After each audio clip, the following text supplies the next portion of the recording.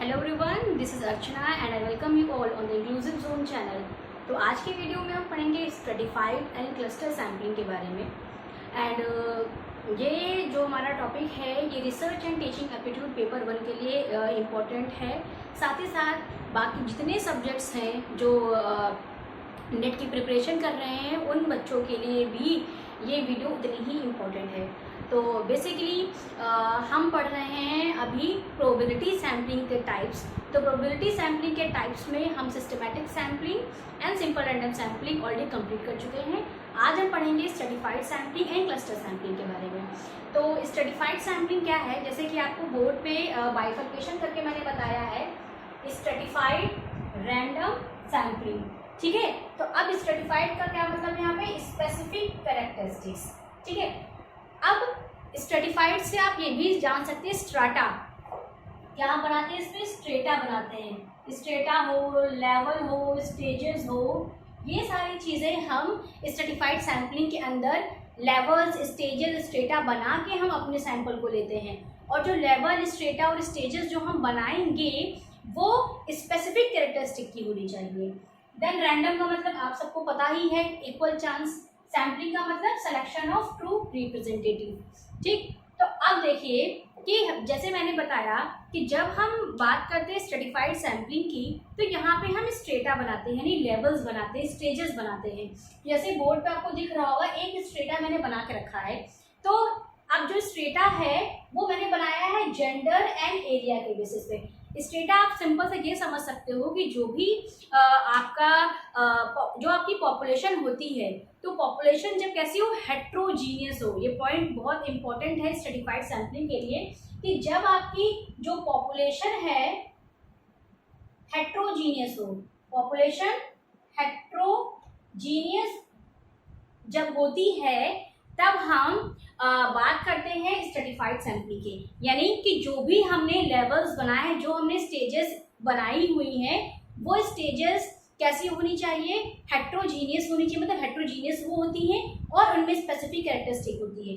अब जैसे यहाँ पे मैंने आपको जेंडर और एरिया का बताया है, तो यहाँ पे जेंडर और एरिया दो स्ट्रेटा, दो लेवल्स मैंने बनाए। तो अब ये देखिए कि जो बाहर से जो जेंडर का ग्रुप है ना, वो कैसा है, हेट्रोजीनियस है। बाहर से जेंडर का ग्रुप हेट्रोजीनियस और एरिया का भी ग्रुप क्या है, हेट्रोजीनियस है। तो जब हम स्ट्रेटा बनाते हैं तो बाहर से जो हमारे ग्रुप होते हैं वो हेट्रोजीनियस होते हैं, मतलब कि उसमें विषमता पाई जाती है।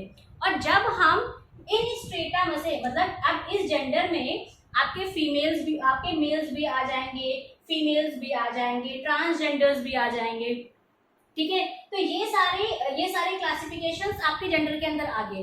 लेकिन अब हम क्या करते हैं, अब देखिए अब यहाँ पे मेल, फीमेल और ट्रांसजेंडर या अदर्स, सारी की सारी पॉपुलेशन आपकी कैसी, हेट्रोजीनियस, यानी कि उसमें विषमता है। अब हम करते क्या है, इस हेट्रोजीनियस से हम बनाते हैं स्ट्रेटा।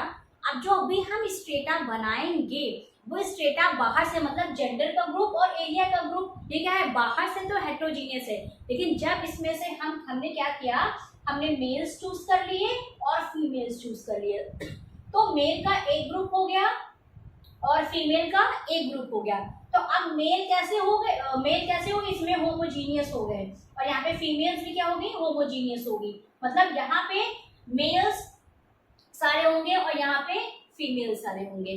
तो कहने का ये मतलब है कि ये आपको स्ट्रेटिफाइड सैम्पलिंग का इम्पॉर्टेंट पॉइंट यही है कि इस स्ट्रेटिफाइड सैम्पलिंग में बाहर से जो ग्रुप हमें दिखता है वो हेट्रोजीनियस होता है और जो अंदर के ग्रुप्स होते हैं वो होमोजीनियस होते हैं, यानी between the groups and with in the groups. तो बिटवीन द ग्रुप्स ये क्या है, ये बिटवीन द ग्रुप्स हो गया। तो बिटवीन द ग्रुप्स कैसे होगा, आपका हेट्रोजीनियस होगा, और विद इन द ग्रुप आपका कैसा होगा, होमोजीनियस होगा।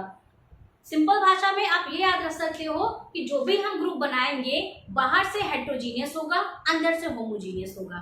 ठीक है, तो अगर जो हम इन सबको कंपाइल करके देखें कि स्ट्रेटिफाइड सैम्पलिंग क्या है, तो क्या निकल के आता है, selection of true representative according to some specific characteristics. अब ये सम स्पेसिफिक कैरेक्टरिस्टिक्स मैंने आपको एग्जांपल दी है, जेंडर, एरिया, ऐसे बहुत सारे आप कैटेगरीज या लेवल्स या स्टेजेस आप बना सकते हो, है ना।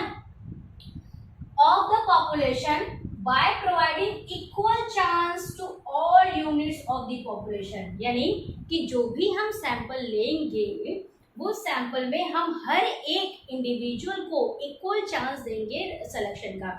जैसे कि आप ये कह सकते हो कि ये आपकी क्या है, पॉपुलेशन है, ठीक, ये आपकी हो गई पॉपुलेशन।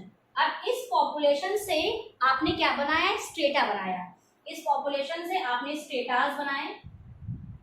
अब इस स्ट्रेटा को आपके ऊपर डिपेंड करता है और आपकी रिसर्च कैसी है उस पर डिपेंड करता है कि आप कैसे स्ट्रेटास बनाते हैं, ठीक है। तो आपने स्ट्रेटा बना लिया, सपोज कि male teachers and female teachers के दो स्ट्रेटा बना लिए है ना, फीमेल टीचर्स, ठीक है।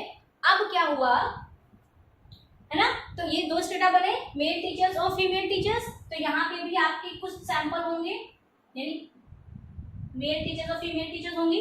अब आपने क्या किया, एक हो गया मेल टीचर्स का ग्रुप और एक हो गया फीमेल टीचर्स का ग्रुप। अब जब आप इस स्ट्रेटा से अपना सैंपल लोगे तो वो सैंपल रैंडमली होगा, यानी आप यहाँ पे कोई है, मतलब आपकी ये है सैंपल है या मेल टीचर्स है इस ब्लॉक में और इस ब्लॉक में फीमेल टीचर्स हैं। तो आपने क्या किया, रैंडमली एक कोई मेल टीचर सेलेक्ट कर लिया, कोई फीमेल टीचर सेलेक्ट कर लिया, फिर कोई रैंडमली एक मेल टीचर सेलेक्ट कर लिया, फीमेल टीचर सेलेक्ट कर लिया। तो इस तरीके से हम अपना सैंपल निकाल लेते हैं एक स्ट्रेटिफाइड सैंपलिंग।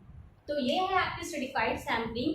आपको याद एग्जाम पॉइंट ऑफ व्यू से और competitive exam point of view से आपको ये याद रखना है कि जब हम बात करते हैं स्ट्रेटिफाइड सैंपलिंग की, तो स्ट्रेटिफाइड सैंपलिंग में हम लेवल्स, स्टेजेस और स्ट्रेटा बनाते हैं।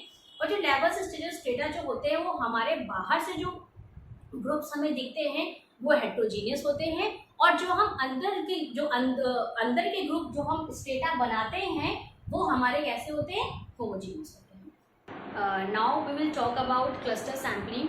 तो क्लस्टर सैंपलिंग क्या है, इफ पॉपुलेशन इज स्कैटर्ड, यानी कि जब हमारी पॉपुलेशन बहुत स्कैटर्ड, बिखरी हुई होती है, तब हम प्रेफर करते हैं क्लस्टर सैंपलिंग करने के लिए। देन है population is divided into clusters of homogeneous। Most important point कि जब जो हमारी पॉपुलेशन होती है, जो मतलब कि यहाँ पे क्लस्टर सैंपलिंग का क्लस्टर का मतलब होता है गुच्छा, ठीक है। तो जब जो हमारे क्लस्टर्स होते हैं वो कैसे होने चाहिए, होमोजीनियस होने चाहिए। मोस्ट इम्पॉर्टेंट पॉइंट है, यही डिफरेंस है हमारा स्ट्रेटिफाइड सैंपलिंग में और क्लस्टर सैंपलिंग में, ये आपको याद रखना है और ये अंतर एग्जाम में पूछा जाता है ना। Population is divided into clusters, cluster का मतलब होता है गुच्छा, और जो क्लस्टर्स होते हैं वो कैसे होने चाहिए, होमोजीनियस होने चाहिए।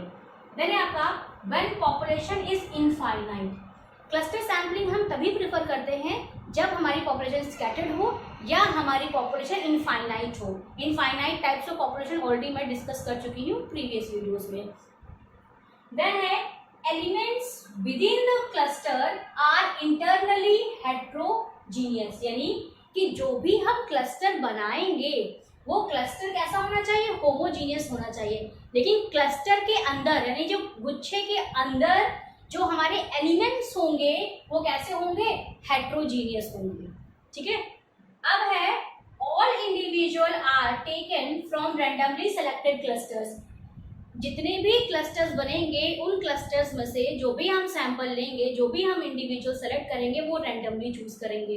देन है आपका, अब ये दोनों पॉइंट्स आप याद रखिएगा कि होमोजेनिटी बिटवीन द ग्रुप्स, यानी या बिटवीन द क्लस्टर्स। यहाँ पे ये बिटवीन द ग्रुप और विद इन द ग्रुप वाला पॉइंट याद रखिए कि जब हमारी होमोजेनिटी बिटवीन द ग्रुप्स होगी तब हम बात कर रहे होंगे क्लस्टर सैंपलिंग की। जब हमारी heterogeneity with in the groups होगी तब हम बात कर रहे होंगे क्लस्टर सैंपलिंग की। इसके जस्ट अपोजिट आपका स्ट्रेटिफाइड सैंपलिंग था कि जब हमारी मतलब इसको वाइस वर्सा कर दीजिए, तो जब हमारी हेट्रोजेनिटी बिटवीन द ग्रुप होगी तब हम बात करेंगे स्ट्रेटिफाइड सैंपलिंग की।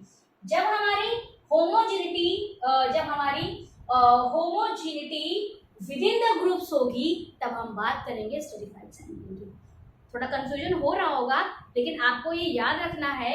जैसे कि मैं एग्जांपल देती हूँ, सपोज कि ये क्या है, एक स्टेट हमने ले ली, सपोज ये यूपी स्टेट, उत्तर प्रदेश हमने ले लिया, ठीक है। अब इस उत्तर प्रदेश में टोटल कितनी डिस्ट्रिक्ट है? 75 डिस्ट्रिक्ट है। तो अब 75 डिस्ट्रिक्ट में से हमें सपोज हमें क्लास 10th के बच्चों को अपने सैंपल में लेना है, उनकी क्रिएटिविटी या इंटेलिजेंस हमें पता करनी है। तो हमने क्या किया, यूपी स्टेट चूज की। इस यूपी स्टेट से हमें कितनी डिस्ट्रिक्ट मिली? 75 डिस्ट्रिक्ट मिली। अब इन 75 डिस्ट्रिक्ट में से रैंडमली कोई भी हम 25 या 20 या 50 कर लेते हैं, या 20 कर लेते हैं ना, 20 डिस्ट्रिक्ट हमने सेलेक्ट कर ली, ठीक है। अब इन 20 जो अब क्या होगा, अब ये 20 डिस्ट्रिक्ट होंगी, ये क्या होगी, पूरा का पूरा ग्रुप होगा ना डिस्ट्रिक्ट का। तो जो पूरा का पूरा ग्रुप होगा डिस्ट्रिक्ट का, वो कैसा होगा, सपोज कि हमने एक डिस्ट्रिक्ट ले ली, अब उस डिस्ट्रिक्ट के हमने क्या किए, 10th क्लास में पढ़ने वाले बच्चे ले लिए। तो अब वो क्या हो जाएगा हमारा, बिटवीन द ग्रुप्स और विद इन द ग्रुप्स वाला कॉन्सेप्ट आ जाएगा। तो ये है आपका क्लस्टर सैम्पलिंग और स्ट्रेटिफाइड सैम्पलिंग। क्लस्टर सैम्पलिंग और स्ट्रेटिफाइड सैम्पलिंग में आपको बस इतना ही अंतर याद रखना है कि जब हम बात करते हैं स्ट्रेटिफाइड सैम्पलिंग की, तो स्ट्रेटिफाइड सैम्पलिंग में जो होमोजेनिटी होती है, होमोजेनिटी हमारी विद इन द ग्रुप्स होती है, यानी कि ग्रुप के अंदर अंदर हमारी होमोजेनिटी होती है, ठीक है। जैसे कि मैंने मेल और फीमेल वाला बताया था, पहले हमने ब्रॉड स्ट्रेटा बनाया, एक जेंडर का और एक एरिया का बनाया था। अब जेंडर में से हमने मेल और फीमेल ले लिया, तो जो हमारे मेल और फीमेल का ग्रुप है उसमें क्या होगा, within the group homogeneity पाई जाएगी। और जो हमारा जेंडर था वो क्या था हमारा, बिटवीन द ग्रुप्स, वो कैसे हो गया, उसमें हेट्रोजेनिटी पाई जाएगी, ठीक है। और हमारा क्लस्टर सैम्पलिंग में क्या होता है, होमोजेनिटी हमारी बिटवीन द ग्रुप्स पाई जाती है और हेट्रोजेनिटी हमारी विद इन द ग्रुप्स पाई जाती है। तो ये आपके लिए 2 पॉइंट्स बिल्कुल रामबाण हैं। ये अगर जो आपने समझ लिए तो आपका स्ट्रेटिफाइड और क्लस्टर सैम्पलिंग में डिफरेंस कभी नहीं भूलेगा, और क्वेश्चन डिफरेंस से ही आता है। बाकी सबको पता है क्लस्टर सैम्पलिंग क्या होती है, क्लस्टर सैम्पलिंग हम कैसे करते हैं, बट जो मेन डिफरेंस है cluster sampling and stratified sampling का, वो ज़्यादा लोगों को पता नहीं होता है। तो ये पॉइंट आप अपने नोट्स में ऐड कर लीजिएगा स्टार बना के, क्योंकि ये पॉइंट्स इंपॉर्टेंट है और हर एक जगह आपको इसी तरीके से क्वेश्चन मिलेगा। और एक बात और याद रखने वाली है कि क्लस्टर सैम्पलिंग को हम एरिया सैम्पलिंग भी बोलते हैं, एरिया सैम्पलिंग। तो क्लस्टर सैम्पलिंग के 2 नाम है, एक तो क्लस्टर सैम्पलिंग है ये, दूसरा है एरिया सैम्पलिंग। और क्लस्टर का मतलब होता है गुच्छा, यानी कि पूरे के पूरे क्लस्टर्स हम उठाते हैं अपनी स्टडी में स्टडी करने के लिए। तो आई होप आपको stratified and cluster sampling easily समझ में आ गई होगी। अगर जो कहीं भी कोई भी कंफ्यूजन हो तो आप मुझसे कमेंट सेक्शन में पूछ सकते हैं। और साथ ही साथ आप प्रीवियस वीडियोस तो देखिए, साथ ही साथ आप जितना प्रीवियस ईयर क्वेश्चंस की प्रैक्टिस करेंगे उतना ही कॉन्सेप्ट आपका और बेहतर होता चला जाएगा। Thank you very much. अगर ये वीडियोस आपको अच्छी लग रही हो तो प्लीज़ वीडियोस को लाइक करें, चैनल को सब्सक्राइब करें।